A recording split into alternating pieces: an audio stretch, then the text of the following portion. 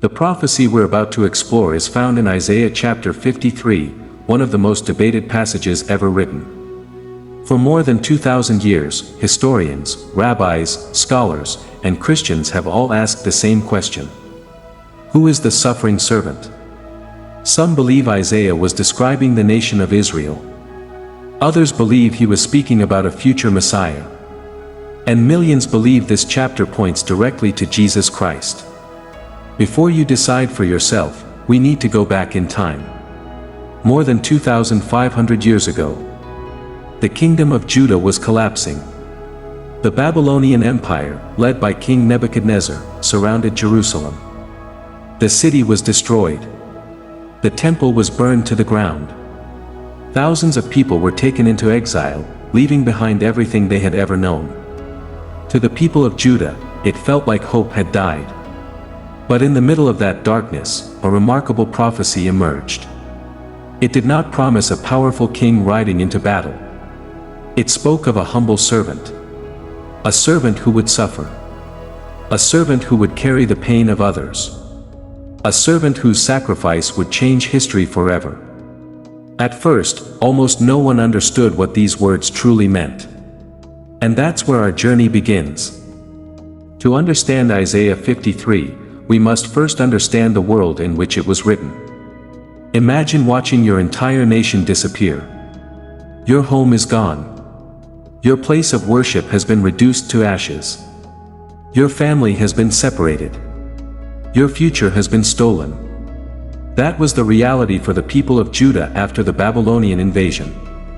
In 586 BC, King Nebuchadnezzar conquered Jerusalem, destroyed Solomon's temple, and forced thousands of Israelites into exile in Babylon. For generations, the temple had been the center of their faith. It was the place where they believed God's presence dwelled among His people. Now it was nothing more than a pile of broken stones. Many wondered if God had abandoned them forever. But during this season of grief, God continued to speak through His prophets. Among the most powerful messages was a prophecy about a mysterious servant. This servant would not rise to power through military strength. He would not build an army. He would not conquer nations with violence. Instead, he would accomplish something far greater through humility, obedience, and unimaginable suffering. It was a message unlike anything the world expected. The people were waiting for a king. God was preparing a servant. And hidden inside this prophecy were details so extraordinary that they would continue to challenge readers for more than 25 centuries. The deeper we go, the more astonishing those details become. The book of Isaiah contains several passages that introduce a mysterious figure known simply as the servant. At first, the description seems ordinary. God calls this servant chosen, faithful, and filled with His Spirit. But as the prophecy unfolds, everything changes. Instead of gaining honor, the servant is rejected. Instead of receiving praise, he is despised. Instead of being welcomed, he is abandoned. Isaiah describes him as a man of sorrows and acquainted with grief. This wasn't someone who occasionally experienced pain. Suffering would become part of his entire life. Yet the most surprising detail was still to come. The servant would suffer, not because of his own sins, but because of the sins of others. Isaiah writes that he would carry griefs that did not belong to him. He would bear wounds that should have belonged to someone else. His punishment would bring peace to others. And through his suffering, healing would come. No king in Israel's history had ever fulfilled a mission like this. No prophet had ever lived a life that matched every detail. The prophecy seemed impossible. Who would willingly suffer for people who rejected him? Who would remain silent while being condemned? Who could die and still somehow accomplish God's greatest purpose? Those questions remain unanswered for centuries. Until history took an unexpected turn. Isaiah's words become even more astonishing as the prophecy continues. He writes that the servant would face intense suffering. Yet he would never fight back. He would not defend himself. He would not seek revenge. He would remain silent, even while being falsely accused. Isaiah compares him to a lamb led to the slaughter. Calm, peaceful, completely surrendered. Then the prophecy reveals something even more shocking. The servant would be cut off from the land of the living. In other words, he would die. Not from old age. Not in peace. But through an unjust judgment. And Isaiah makes one thing absolutely clear. The servant was innocent. He had committed no violence. No deceit was found in his mouth. He suffered. Not because he deserved punishment, but because someone else did. Then comes one of the greatest mysteries in the entire chapter. Isaiah says the servant would be buried with the wicked, yet somehow be with a rich man in his death. How could both be true? How could an innocent man die like a criminal, and still be connected to a rich man's tomb? For centuries, no one had a clear answer. The prophecy seemed impossible to explain. But the final verses would make the mystery even greater. Because after describing the servant's death, Isaiah suddenly speaks as though he is alive again. How could someone who had already died still see the results of his work? Still continue his mission? Still live beyond the grave? That question would remain unanswered for hundreds of years. Until one event in Jerusalem changed history forever.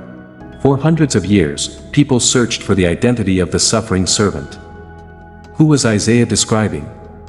Some believed the servant represented the nation of Israel, a people who had suffered through exile, persecution, and loss. Others believed Isaiah was pointing to a future Messiah, someone God would send to rescue his people. The prophecy seemed too personal to describe an entire nation. Again and again, Isaiah speaks about one servant, one innocent life, one person who suffers for many. The mystery only grew deeper. Then, more than 7 centuries after Isaiah wrote these words, a man appeared in Israel. He didn't arrive with an army. He wasn't born into political power. He didn't overthrow the Roman Empire. Instead, he healed the sick. He restored the broken. He welcomed the outcast. He preached forgiveness instead of revenge, and love instead of hatred. His name was Jesus of Nazareth. At first, many believed he would become the long-awaited king. But everything changed in a single week. He was betrayed by one of his own followers, arrested in the middle of the night, put on trial, mocked, beaten, condemned. And as his followers watched in fear, something extraordinary began to happen. One by one, the details of Isaiah's ancient prophecy started unfolding before their eyes. And what happened next would leave them speechless. As Jesus stood before his accusers, something unexpected happened. He didn't argue. He didn't fight to save himself. He didn't call down angels from heaven. For the most part, he remained silent. To those who knew the scriptures, that silence sounded familiar. Centuries earlier, Isaiah had written that the servant would be led like a lamb to the slaughter. Yet he would not open his mouth. Then came the crucifixion. Jesus was nailed to a Roman cross between 2 criminals. To the crowd, it looked like the end of another failed teacher. A man abandoned by everyone. Even his closest followers fled in fear. But after his death, another detail from Isaiah's prophecy unfolded. A wealthy man named Joseph of Arimathea courageously asked for Jesus' body. Instead of being left in a common grave, Jesus was placed in Joseph's own new tomb. An innocent man, buried in the tomb of a rich man. Exactly the kind of unexpected detail Isaiah had written about centuries before. For Jesus' followers, these weren't random coincidences anymore. They began reading Isaiah 53 again. This time through the events they had witnessed with their own eyes. The rejected servant. The silent sufferer. The innocent one.